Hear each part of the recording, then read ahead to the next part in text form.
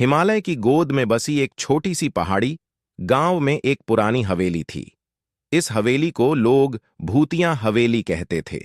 गांव के लोग मानते थे कि उस हवेली में भूतों का वास था।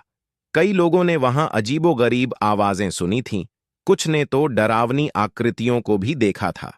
यह हवेली गांव के अंत में स्थित थी, जहां अक्सर कोई नहीं जाता था। कहानी सुनाने से पहले वीडियो को लाइक जरूर करें और चैनल को सब्सक्राइब करें। गर्मियों की छुट्टियों में 5 दोस्तों का एक समूह गांव आया। ये थे रोहन, सीमा, दीपक, सिम्मी और विकास।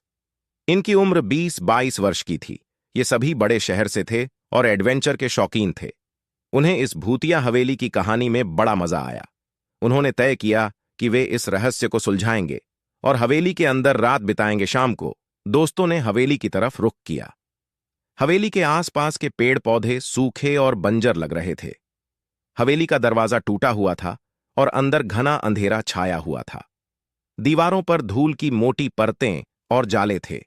उन्होंने अपने साथ टॉर्च और कुछ खाने पीने का सामान रखा था। अंदर जाते ही सिम्मी ने महसूस किया कि कोई उन्हें देख रहा है।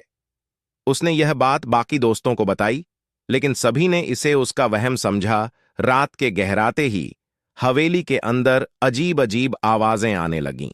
किसी ने दरवाजा खटखटाया, कोई हंसने की आवाजें आईं।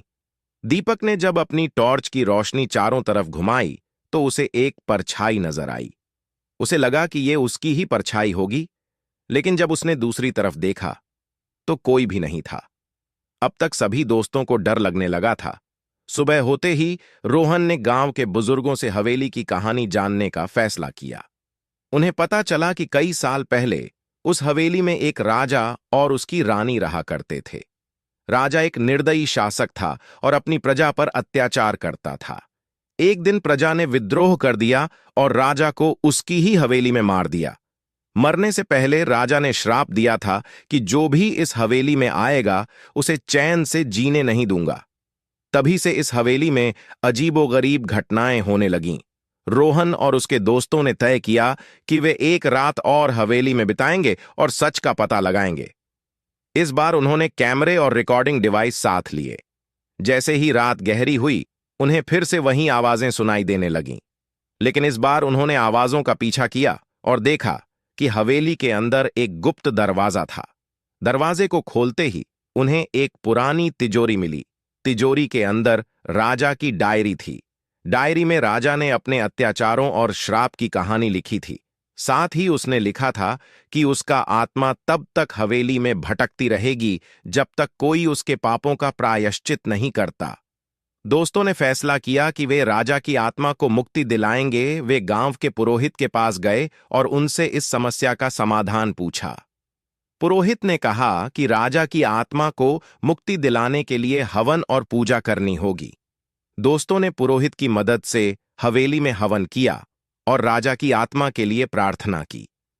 हवन के बाद दोस्तों ने महसूस किया कि हवेली में अजीब आवाजें आनी बंद हो गईं। सबने राहत की सांस ली और हवेली से बाहर निकले। उन्होंने गांव वालों को भी यह खुशखबरी दी। अब वह भूतिया हवेली एक शांतिपूर्ण जगह बन चुकी थी। दोस्तों ने अपना एडवेंचर सफलतापूर्वक समाप्त किया और खुशी खुशी गांव से लौट गए। गांव वाले भी अब हवेली के पास जाने से नहीं डरते थे और उस जगह को एक ऐतिहासिक स्थल मानने लगे। दोस्तों ने इस अनुभव से सीखा कि भूतिया कहानियों के पीछे भी अक्सर कोई न कोई सच छिपा होता है, जिसे समझने की जरूरत होती है।